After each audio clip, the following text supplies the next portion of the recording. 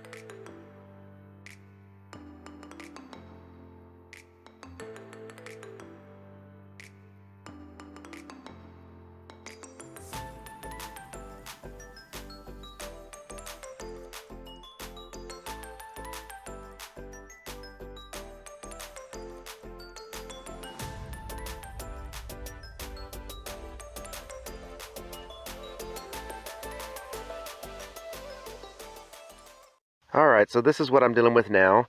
I've got the box, of course, pulled out. I backhoed around this some to give me more space to work and get this nice and leveled out. And then all of that backhoe work has got me to this point where I've got the water line now just kind of laid down in the trench. And we're going to start hooking all this up and getting it ready to go. I do want to clean this box area up so that this time it's not going to just fill up with water and mud. But I've got a lot of work to do, so I'll show you that in a moment. All right, so here's what I did with our water meter. I don't know if it's the right way to do it or not, but it's the way I did it. So I put this cinder block under the water meter to keep it popped up so that it doesn't move around a lot. So the cinder block is to lift it up. Then I'm going to build a platform around it with dirt, and then I'm going to put the box on it. Underneath the box, I may put some more concrete, little pavers or something to keep it lifted up off the dirt, but we'll see.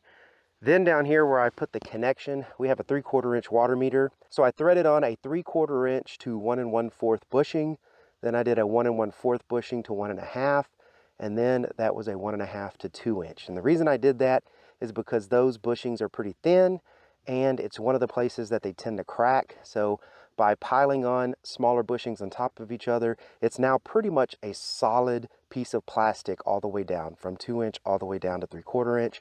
No gaps. If you look at them in the store where you go from 2 inch all the way down to 3/4 inch, it's basically a thin little 3/4 inch adapter that goes all the way up to 2 inch, and it could easily split. So I don't know, for a few extra bucks, I just did this to make it a lot sturdier. So this is 2 inch by 20 foot long PVC. It's got the bell ends on it, so that way I don't have to use couplers, because again, those are weak points in the pipe. So this should be much sturdier. And then we have in between these sticks that are glued in, we're going to have some gasket pipe, because this ground does shift and move a little bit, and that gasket pipe should give it a little bit of movement to hopefully reduce any stress to keep the pipe from snapping. This meter is kind of up a little bit. It's only going to be about a foot, 1.5 feet in the ground, because, you know, it is a meter in a meter box. But this 2 inch pipe is going to gradually drop down to the bottom of the trench, which is 3 feet deep. So that's going to protect it from any kind of cold or ice or whatever we get out here. Plus, when we drive over it with any heavy equipment, this stuff should be nice and safe underground. So one little thing I wanted to show, if you're using gasket pipe like this right here, where it has a gasket in it, and you're putting it up against regular PVC that has a hard cut edge on it, you're going to want to grind it down some. They have to have a beveled edge so that they don't rip the gaskets out the end of these when you push them on. So you have to bevel the edge. I went a little crazy on this one. I only really needed to bevel, you know, maybe 1/2 inch all the way around this. But, you know, my first grind, and I just went a little bit crazy. And then you also want to mark your spot on how far you need the coupling end of the pipe to go on, so that way you know this is pushed on far enough, because they do give you a little bit of struggle getting them in with that tight gasket on the end. And then of course you got to use lubricant on it. This is just some pipe joint lubricant that you use when you do gasket pipe like this. And that's it. So I'm going to get it all pushed together. All right, I think I'm about ready to call it a day. I have been laying pipe all day long, and man, I'm not a youngin' anymore. This stuff really takes it out of you. I have been giving myself a break by switching between the skid steer, pushing the dirt back in on what I've done, and then when I get some of that done, I get back in here and I start working on more pipe. There's an end I'm gonna have to finish later. There's another T that goes to the shop, and there's another end I'm gonna finish later. And then, like I said, I'm gonna call it a day here, but I've got 2 water spigots that I'm gonna put over there that are gonna be next to the building, and that's gonna finish it up.